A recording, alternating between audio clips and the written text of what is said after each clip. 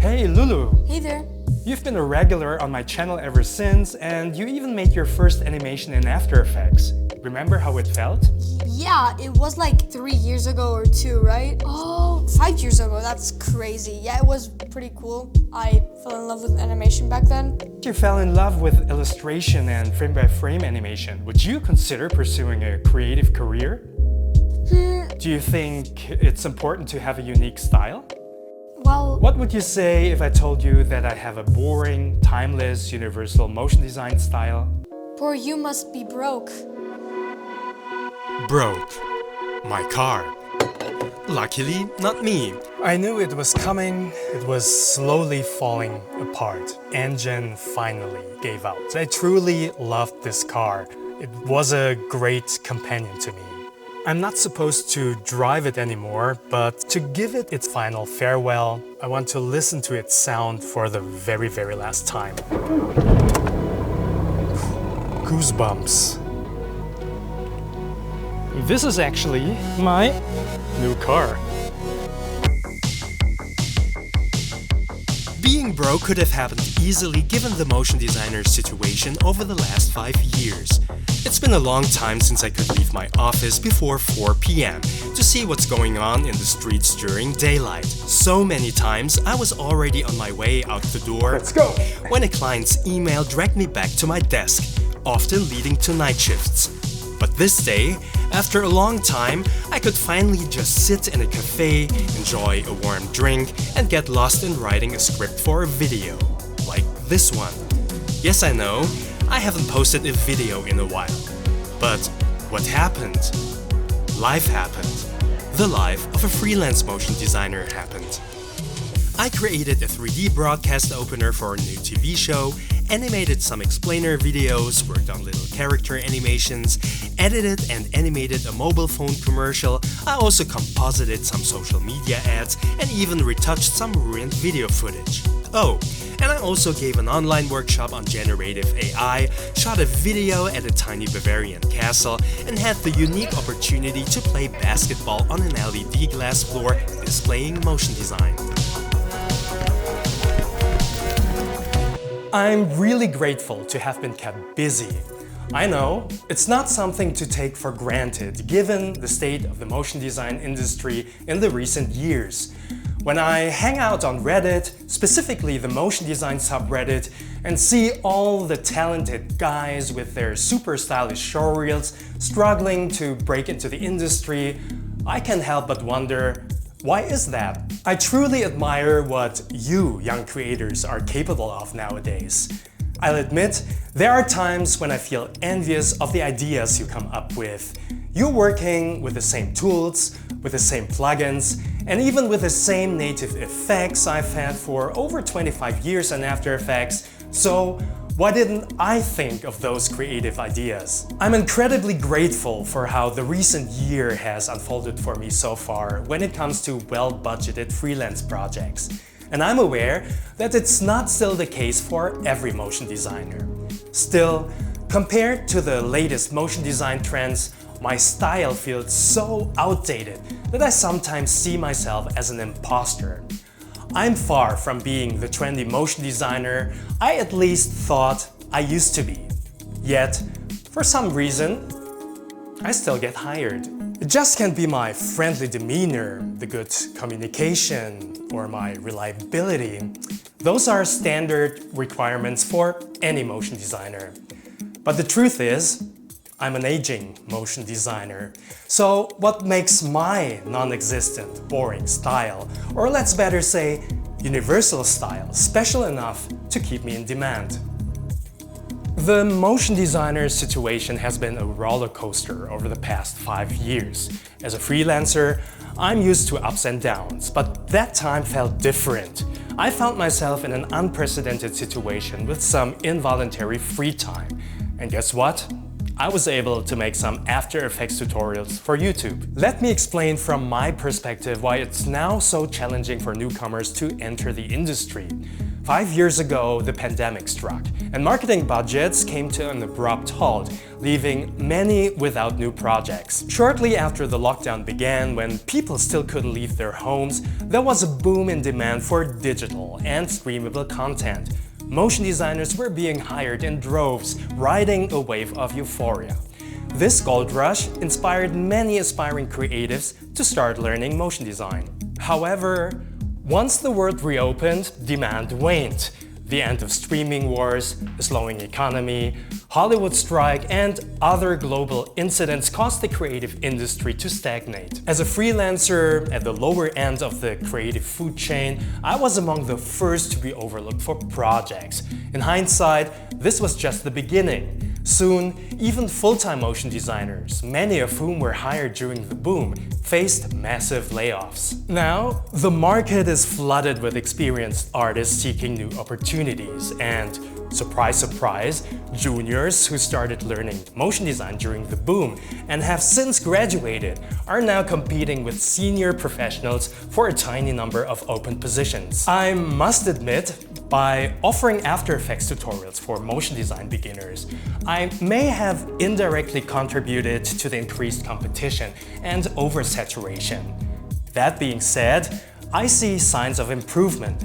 According to a recent poll by School of Motion founder Joey Korenman, the situation seems to be stabilizing. And this coincides with my own experiences, which are giving me hope for the near future.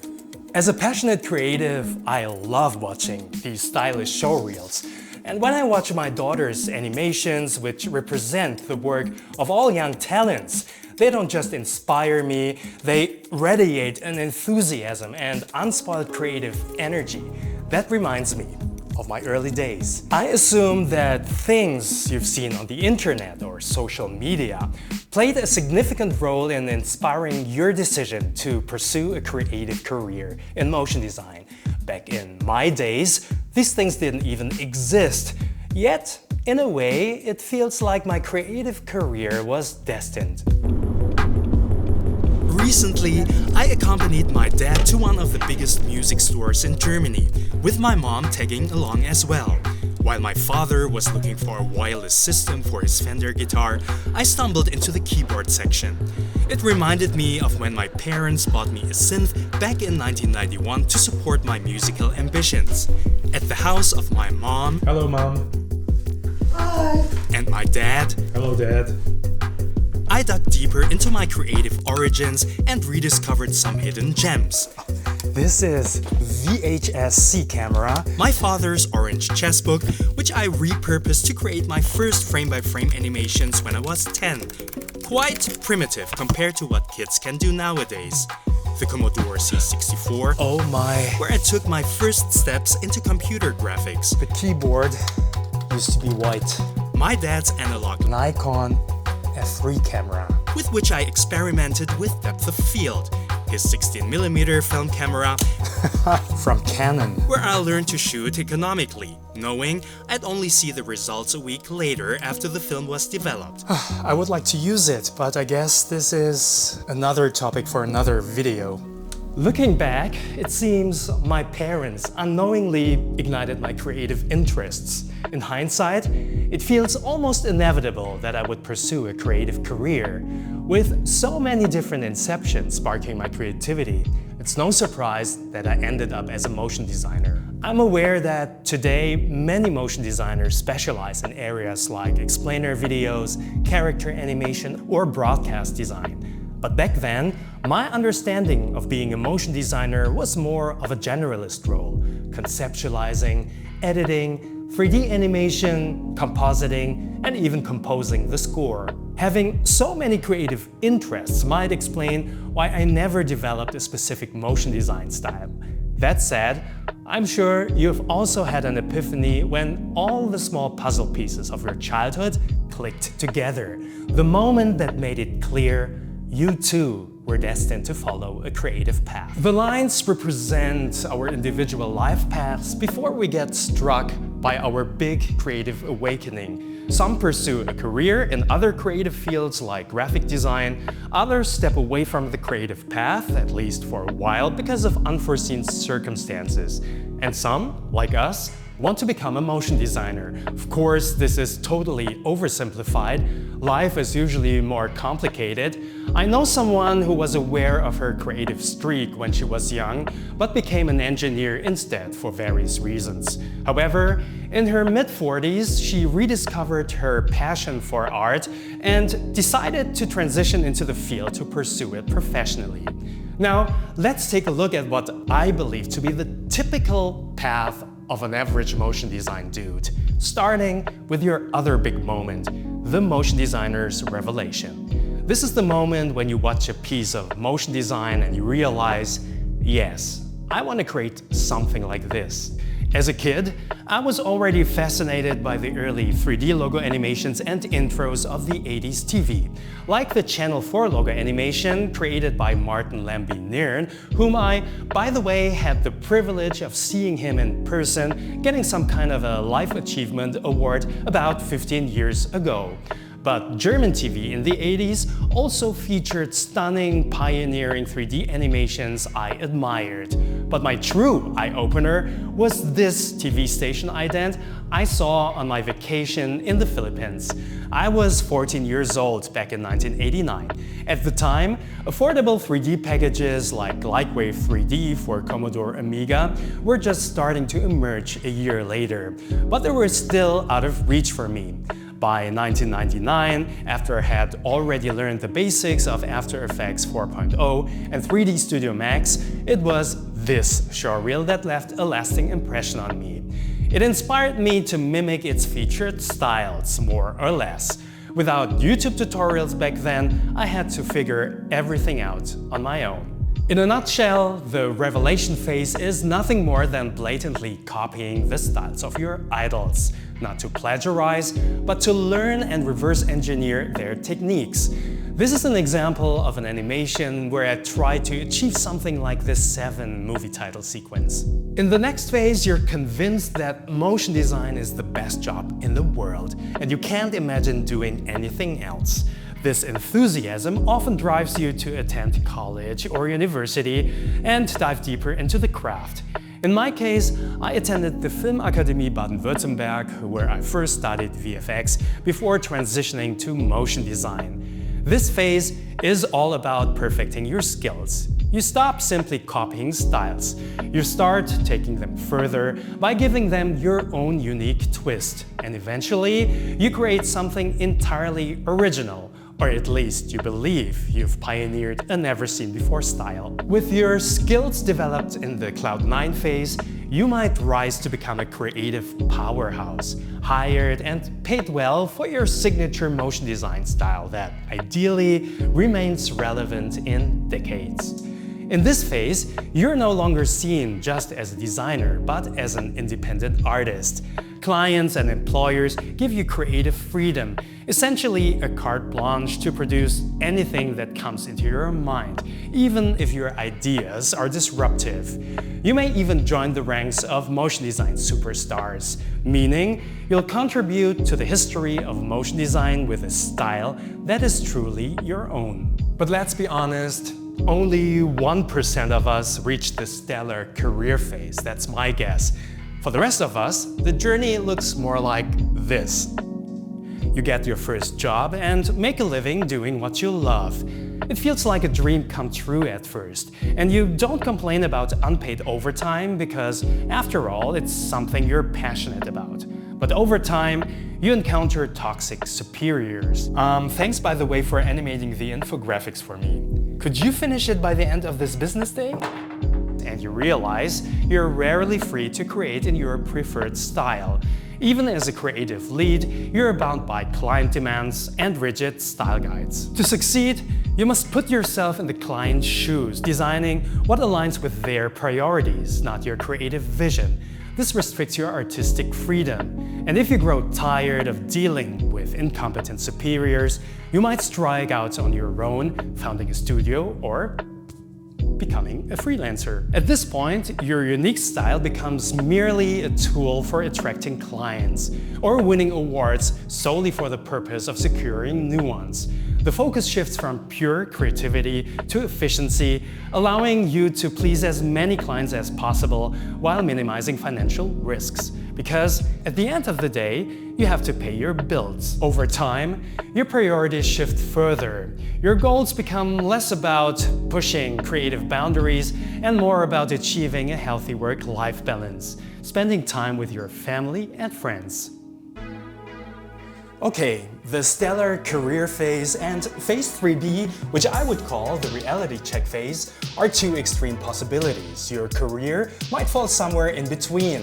As an average motion designer, I've 100% gone through the reality check phase. I no longer have the ambition to spend sleepless nights crafting new styles.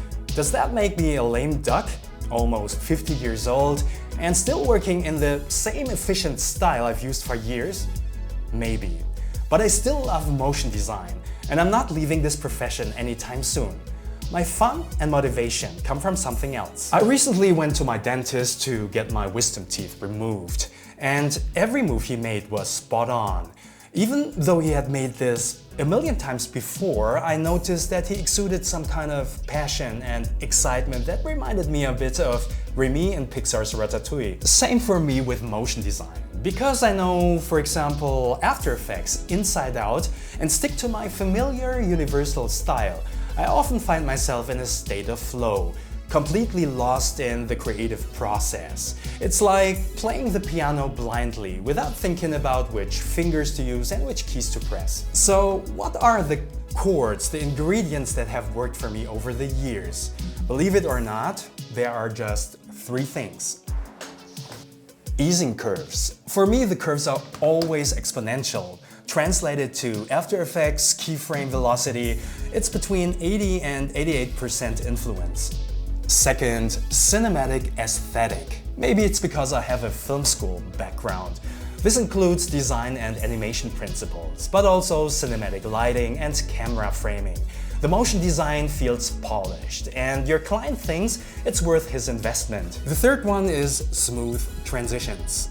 Long story short, I love fluid, seamless, smart transitions. You might think, that's it? Can it be that simple? But yes, it is simple. And this is why I sometimes feel like an imposter compared to younger motion designers. Yet, it served me well for over 20 years, even with bigger brands. I'm proud to say that in 99.99% of my projects, I've made my clients happy. And this drives me more than any award ever could. That's not to say that I haven't evolved. As new technologies like HDRI, global illumination and subsurface scattering were introduced, my visual style naturally adapted to align with the contemporary aesthetics. I'm not suggesting you shouldn't develop a unique, trendy style. It's a great way to showcase your abilities and stand out. But alongside that, consider adopting a universal, timeless motion design approach that conveys more brand experience. Trends wear out quickly. Remember when certain design styles exploded in popularity and every designer used them even when they didn't make sense anymore? A universal style doesn't just showcase your solid skills. It also demonstrates to your potential clients and employers that you respect their holy grails, their brands. Unless you're aiming to work for a brand agency to develop disruptive design concepts and create bold, groundbreaking styles, a timeless style approach makes you a more attractive hire, especially for bread and butter jobs, to put food on the table. I don't see myself as exceptional in any specific motion design niche. You could say I'm a jack of all trades but master of none, because I dabble in various fields. Yet, my generalist skill set allows me to conceptualize, edit, animate, and composite a cohesive, high-quality motion design piece without relying on others. In uncertain times with the rise of AI and economic instability, I believe that a universal and adaptable style is a future-proof approach. I think it keeps you relevant, reliable, and in demand, no matter where the motion design industry takes us next. Just my 2 cents. Would you consider pursuing a creative career? Well, yeah, I'd give it a shot. I mean, why not? I could bring smiles on other people's faces with it, so yeah. Do you think it's important to have a unique style? Yeah, totally. That's what makes every artist unique, even animators. Do you have your own unique style? Of course, every artist does. Would you take an advice from an old fart? I mean, from an experienced motion designer like me? I'd rather follow my own path and my own dreams, and you should too. Thanks, that was a good reminder. You're welcome. Bye-bye, and see you next time. Bye. I love the animation, however, it's not quite there yet. Could you finish it by the end of this business day? No, of course not. I mean, animation takes time. Learn that.